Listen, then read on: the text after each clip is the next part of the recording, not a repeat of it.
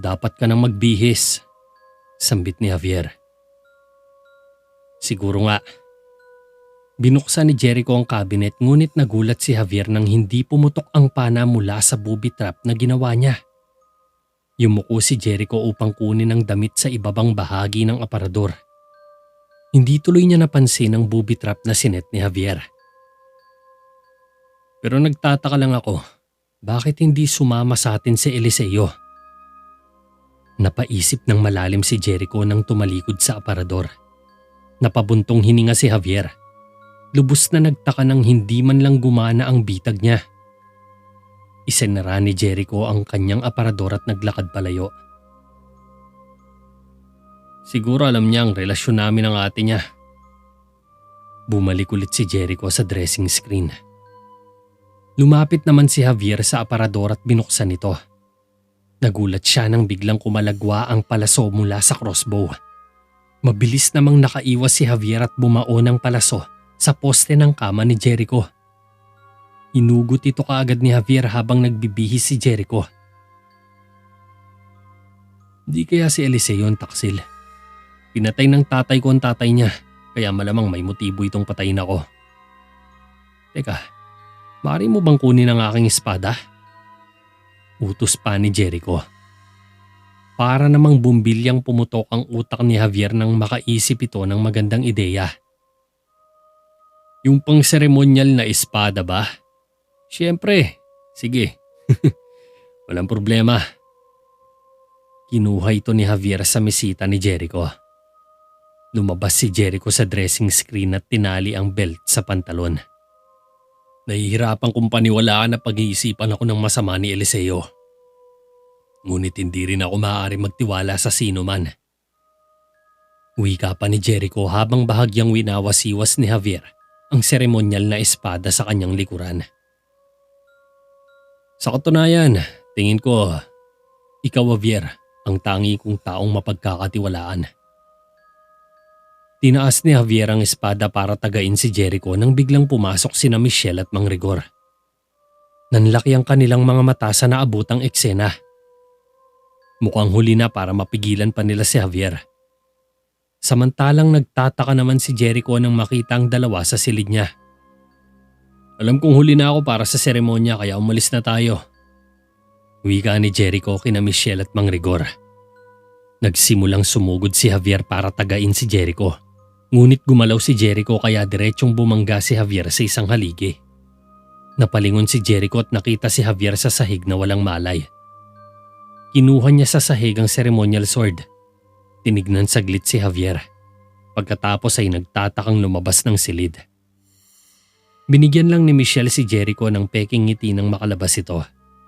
Subalit napansin niyang unti-unting nagigising si Javier kaya dali-dali niyang dinampot ang tansong pitchel sa lamesa at malakas na inumpog ito sa ulo ni Javier. Animoy hinampas ng maaso si Javier sa tindi ng hampas ni Michelle na nagresulta ng pagkawala muli ng kanyang malay. Napasyarag na lang ang balikat ni Mang Rigor at pagkuway binuhat nila agad si Javier upang iuwi sa bahay. Nang makauwi sa bahay ay pinaupo nila kaagad sa isang silya ng lamesa si Javier habang ito'y walang malay. Kinuha ni Mang Rigor ang isang libro sa lumang estante at binuklat ang ilang pahina habang nandidiring nakatingin si Michelle sa nilalang na gumagapang sa ilalim ng batok ni Javier. Napansin nila kaagad ito nang buhati nila si Javier pa uwi sa bahay. Lumapit si Mang Rigor kay Michelle habang binabasa niya ang isang pahina mula sa libro ng Book of Beast.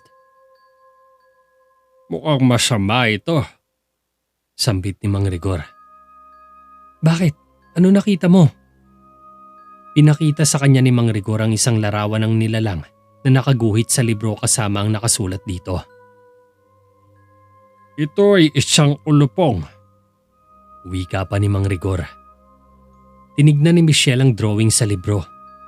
Nagulat siya nang makita ang isang ahas na may maraming ulo, ngunit may iisang katawan.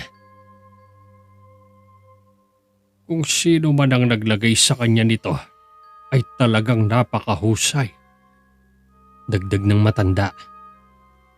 Ano naman ang ginagawa nito sa loob ng katawan ni Javier? Pagtataka ni Michelle. Noong panahon ng lumang relihiyon, sila ay ginagamit ng mga matataas na saserdote para alipinin ang isipan ng kanilang mga kaaway. Kapag naitanim ang isa sa mga ulo ng ulupong, ay magagawa nitong kontrolin ang pag-iisip ng isang tao. Ang kalahating katinoan niya ay lalamunin ng ahas at hindi ito titigil hanggat hindi nito nagagawa ang ipinag-uutos ng taong naglagay nito. Isang bagay lamang ang naiisip kong paraan.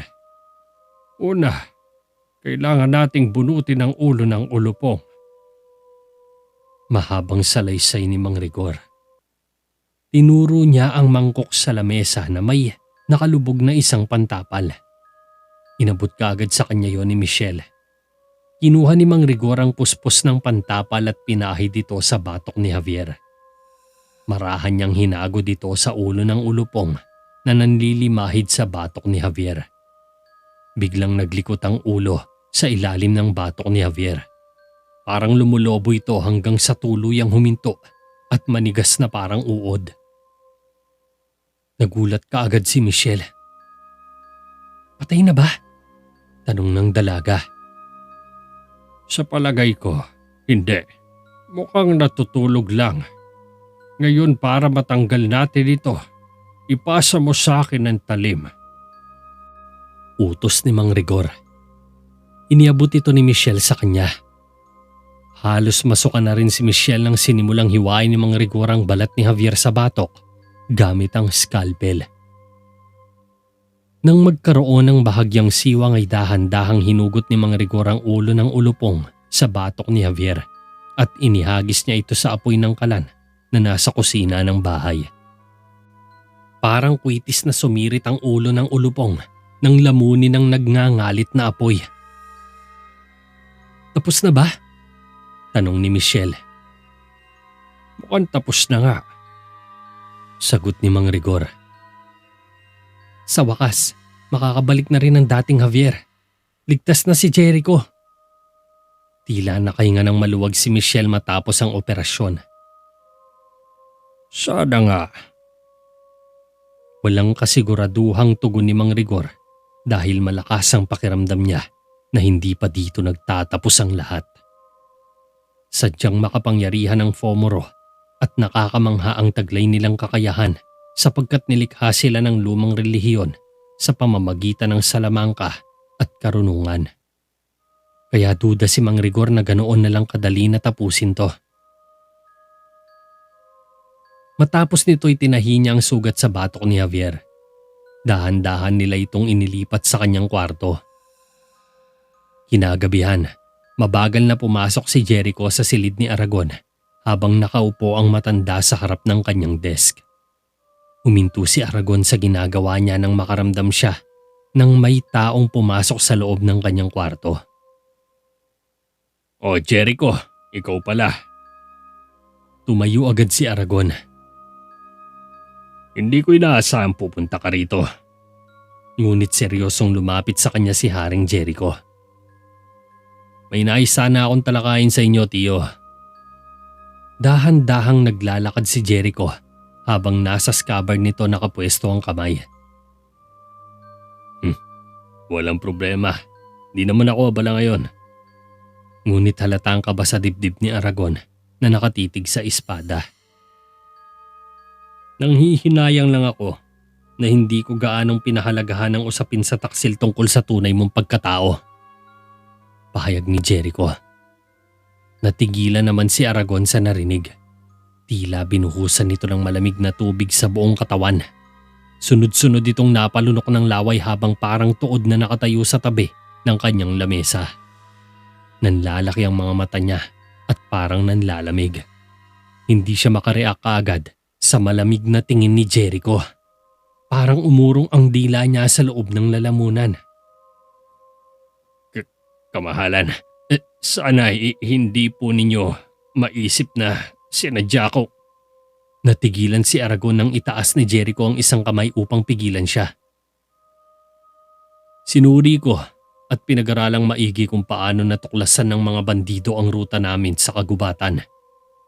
Wala ni isa sa mga kasama kong kabalyero ang nagkaroon ng pagkakataon na ipagkanulo ako ng oras na yon. Tinanong ko rin ang mga opisyalis ng konseho. 3 lamang sila ang nakakaalam ng ruta. Nagtapat na ang 2 sa akin maliban sa'yo na nakakaalam ng rutang binabala kong tahakin. Mahabang salaysay ni Jericho. Matagal bago nakasagot si Aragon. Nag-iisip ito ng magandang alibay para hindi siya pagdudahan ng sariling pamangkin. Kamahalan, seryoso ka bang iminumungkahi ng… Napahinto ulit sa pagsasalita si Aragon. Hindi ako nalulugod na pagdudahan ka, Tiyo. Pero iba ang sinasabi ng ebidensya kumpara sa mga aksyon na ginagawa mo. Sagot ni Jericho. Kung gayon, hayaan mong tiyakin ko sa iyo na wala kang maisip na dahilan para pagdudahan ako. Ikaw na lang ang natitirang pamilya ko. Ang pinakamamahal na anak ng mahal kong kapatid. Nagkunwaring malungkot si Aragon habang lumalapit kay Haring Jericho. Hindi ko magagawang pagkanulo ka, Jericho. Dahil parang pinagtaksilan ko na rin ang aking kapatid. Maniwala ka, kahit kailan ay hindi ko gagawin yon. Wika naman ni Aragon, ngunit halatang hindi pa rin kumbinsido si Jericho. May isang tao pa na nakakaalam ng ruta mo. Walang iba kundi si Rigor. Dugtong ni Aragon. Natigilan naman si Jericho at tila napaisip ng malalim. Seryoso ka ba sa bagay na yan? Anong patunay mo? Tanong ni Jericho. Hindi ba't nasa loob din siya ng pagpupulong na yon? Imposibleng hindi niya narinig ang mga pinlano natin. May pang-uuyam na boses ni Aragon. Ngumisi ito ng palihim nang makitang nagbago ang ekspresyon ng mukha ni Jericho. Kinabukasan, lumabas si Javier mula sa kanyang silid na may ngiti sa labi. Nagtungo ito sa lamesa at tinipon niya sa loob ng bagang ilang mga sangkap sa paggawa ng mga gamot. Nagising si Mang Rigor sa naririnig na ingay kaya bumangon nito sa kama. Ngumiti si Javier. Kamusta ang pakiramdam mo? Tanong agad ni Mang Rigor. Talagang napakabuti. Parang ngayon ko lang naramdaman ng ganitong kasiglang katawan. Nakangiting sagot ni Javier. Masaya ako na nakabalik ka. Sambit ni Mang Rigor. Halatang nagtataka naman si Javier. Anong naaalala mo? Tanong naman ng tsuhin. Tungkol saan? Tumalikod si Javier. Yung tungkol sa ginawa mo kahapon. Nanlaki ang mga mata ng matanda nang masilayan ulit ang fomoro sa ilalim ng batok ni Javier. Gumalaw-galaw ito na parang uod na namimilipit sa ilalim ng batok ni Javier. Pakiramdam ko tuloy, isang magandang simula para sa akin ang araw na to. Titig na titig pa rin si Mang Rigor sa may batok ni Javier habang ito ay paalis ng bahay. Hindi nga siya nagkamali ng hinala. Talagang nabubuhay pa rin ang ulupong sa kabila ng ginawa nila dito. Ilang sandali ang nakalipas ay tahimik na binubuksan ni Javier ang ilang bote ng kemikal sa harap ng tubig na pampaligo ni Jericho. Isang malaking bathtub ang nakalagay sa gitna ng sala. Pabilog ang hugis nito at nakasala ang may katamtamang init ng tubig. Para itong hot spring sa itsura nito. Dito madalas naliligo si Jericho sa tuwing nahuhuli na siyang pumasok sa trabaho. Habang naguhubad si Haring Jericho sa likod ng screen ay tahimik na nakatayo lang si Javier sa tabi ng tub. Inihahanda ako ng aking ama na maging isang hari. Ngunit wala siyang sinabi sa akin tungkol sa kalungkutan ng trabaho. Wika ni Jericho. Hindi sumagot si Javier na patuloy lang sa ginagawa. Ano ang pakiramdam ng lahat ng tingin ay nasa iyo? Naghihintay sa iyo na magbigay ng sagot. Naghihintay ng utos. Napakahirap ng ganito. Dugtong ni Jericho. Naglabas ng bote ng asin si Javier at ibinuhos niya rin ito sa tubig.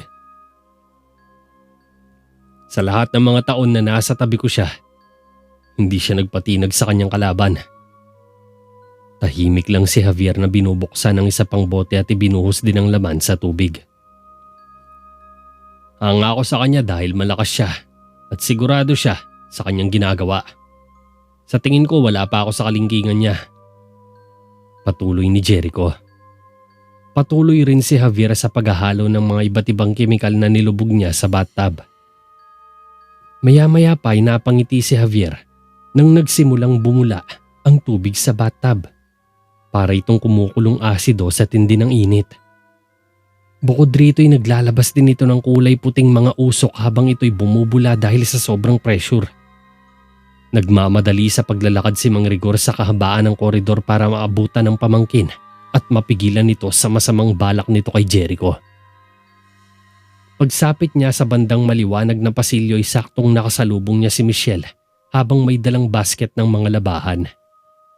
Patungo sana ito sa bahay para labhan ang maruruming damit at kurtina ni Jericho. Ngunit napahinto ito nang makasalubong sa daan ng manggagamot. Hingal na huminto si Mang Rigor sabay na pahawak sa pawisan na noo.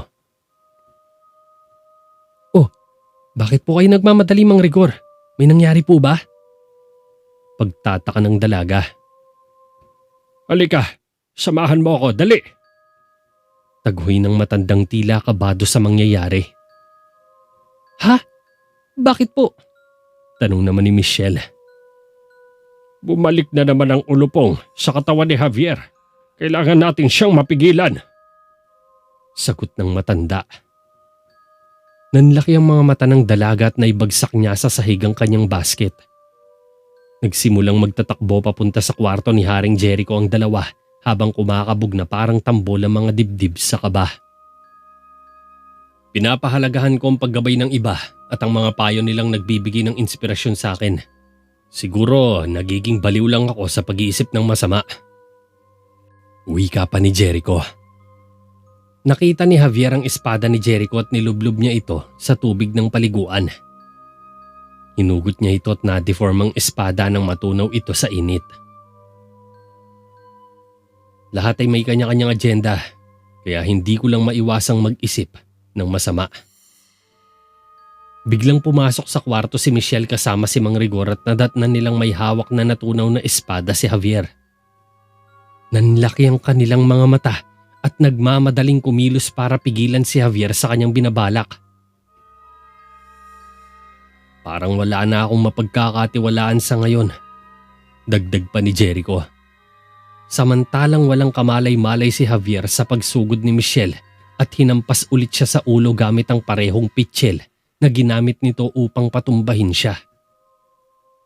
Hilong tumumba si Javier at saktong nasalo ito ng mga bisig ni Mang Rigor.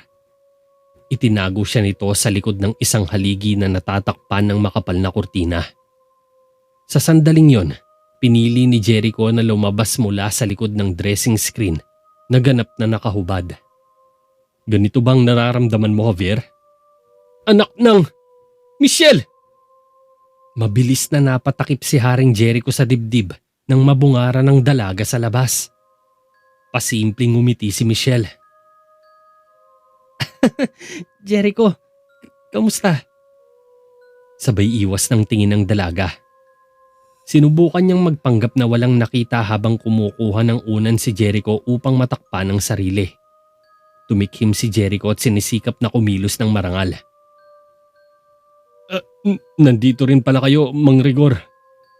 Seryosong saad ni Jericho. Nakatayo lang sina Michelle at Mang Rigor sa harap ni Jericho habang nag-iisip ng paraan kung paano makakaalis sa kwarto. "Buong akala ko si Javier ang nandito. Nasaan siya?" Pagtataka ng batang hari. Lumapit ito sa paliguan niya ngunit pinigilan siya ng dalaga. "Teka, wag! Nagkaroon ng konting problema sa tubig ng pampaligo mo," saad ni Michelle. "Seryoso ka?" Napataas ang kilay ni Jericho habang nakatitig sa dalaga na halatang hindi mapakali at parang may tinatago. Bahagyang nagduda si Jericho sa ikinilos ng dalawa. Kasi malamig yung tubig. Sobrang lamig kaya baka hindi kayahanin ng katawan mo." Palusot ni Michelle. Umakbang si Jericho para tignan ito pero pinigilan ulit siya ni Michelle. Umalis si Javier para palitan ito. Mukha yatang hindi ka handang maligo ngayon. Sambit ng dalaga. Tumingin ng matalim sa tubig si Jericho. Pilit ikinukubli ni Michelle ang kaba gamit ang isang awkward na ngiti. Napatras si Jericho sa bathtub niya at tumingin sa dalawa. Tama, hindi naman ako masyadong marumi. Kaya mamaya na lang ako maliligo. Wika ni Jericho. Tumawa naman si Michelle habang kinakabahan nito. Sinabayan siya sa pagtawa ni Mang Rigor kaya akay-akay pa rin sa kanyang mga bisig ang walang malay na pamangkin. Ang ganda talaga. Tuloy sa pagtawa si Mang Rigor. Sinusubukang itago si Javier sa likod ng kurtina. Awkward naman na tumango si Jericho. Na tila inaantay niya silang umalis. Bumalik siya sa dressing screen para magbihis. Hihintayin na lang niya na makabalik si Javier. Dahil dito, kumilos ka agad si Mang Rigor para ilabas si Javier at madala sa bahay. Sumenyas lang sa kanya si Michelle na susunod din agad kapag natanggal na niya sa bathtub ang tubig. Isang oras ang nakalipas. Walang malay na nakadapa si Javier sa ibabaw ng mesa habang sinusuri ni Mang Rigor ang muling nabuhay na ulupong sa batok nito. Nasa tabi lang niya si Michelle na nag-a-assist sa ginagawa niya. Mukhang naiintindihan ko na ang lahat. Kung papatayin mo ang isa, mapapalitan din ito ng panibagong ulo, tama?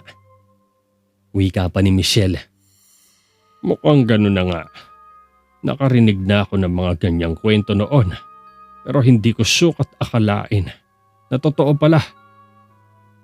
Pinahira ni Mang Rigor ang batok ni Javier gamit ang paralyzer concoction. Dahil dito, tumigil sa paggalawang ulupong sa ilalim ng balat ni Javier. Nanigas ito na parang linta at tila huminto sa paghinga. Ito ang magpapatahimik sa ulupong ng mas matagal.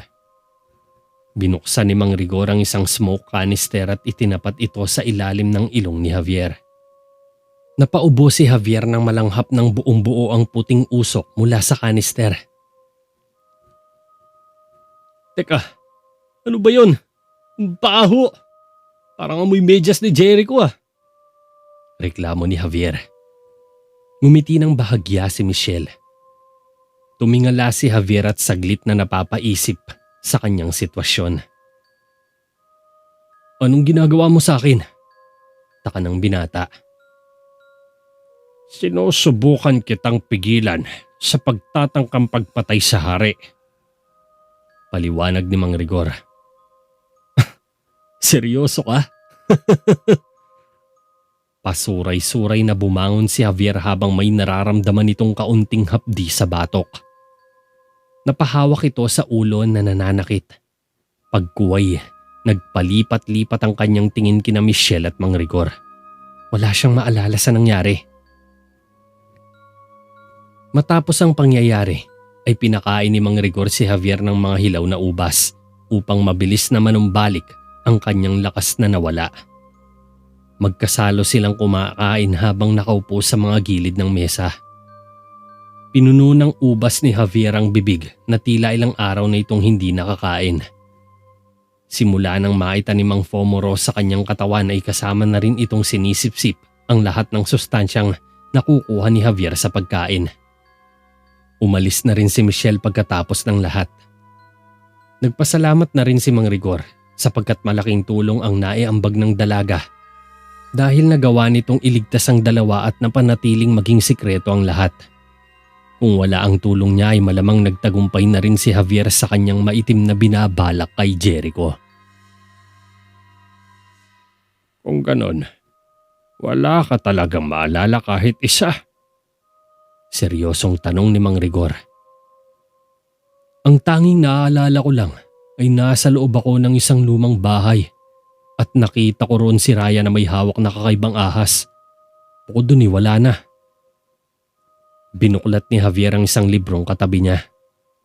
Nagkaroon naman ng konting alalahanin si Mang Rigor Dahil bukod sa lahat ng nangyari at sa kanilang nagawa, mukhang pursigido pa rin si Raya na pabagsakin si Jericho kahit wala na sa Terraveda ang kanyang ama.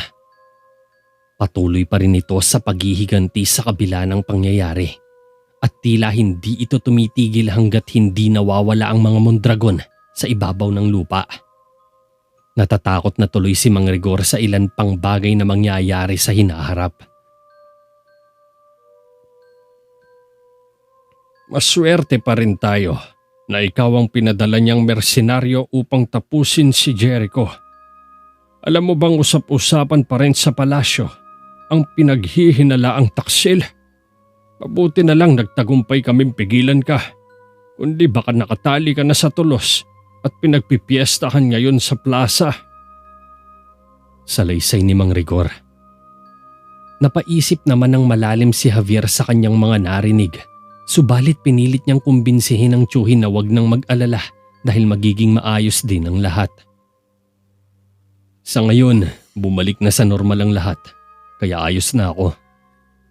Sagot naman ni Javier. Huwag ka munang magpakampante, iho. Hindi pa tapos ang lahat ng ito. Nagsisimula pa lang ang mga bagay na kinakatakot ko. Dahil ngayon ay natutulog pa lang ang ahas. At kapag ito'y nagising, muli na namang sasailalim ang iyong isipan sa kontrol ni Raya at wala nang makakapigil sa iyo na patayin si Jericho. Litanya ng matandang manggagamot. Nag-aalala pa rin ito kahit na pansamantalang nakabalik sa normal ang pamangkin. Wala talagang birong hindi kayang sukatin ni Numan ang taglay na kapangyarihan ngayon ni Raya. Maliban kay Javier na siyang itinakda sa propesiya para pumigil sa kanya. Ngunit paano natin to aalisin sa katawan ko kung patuloy itong nabubuhay? Saad naman ni Javier. Nag-isip si Mang Rigor at ilang saglit pa ay malalim itong napabuntong hininga. Ay, isa lang ang paraan. Pero napakadelikado nito. Kailangan mong patayin ang punong ahas. Yung mismong ulupong. Sagot ni Mang Rigor. Ibig sabihin, yung mismong nilalang na nasa bahay ni Raya? Tumangwang matanda. Magaling. Pero gaano na ba ako katagal? Ibig ko sabihin, gaano katagal bago magising ang ulupong na ito sa bato ko? Tanong ni Javier. Isang araw. Pagkatapos noon, magigising siyang muli. Hindi ko siya kayang patayin. Tanging ang paraan na lang natin ay puksain ang nilalang na alaga ni Raya. Paliwanag ni Mang Rigor. Natahimik sandali si Javier. Huwag ka mag-alala, kakayanin ko ito mag-isa. Ako nang bahala sa lahat, kahit na bumalsak akong kumilos. Ngumiting tumayo si Javier at pinulot ang isang bote ng gayuma sa kabilang mesa.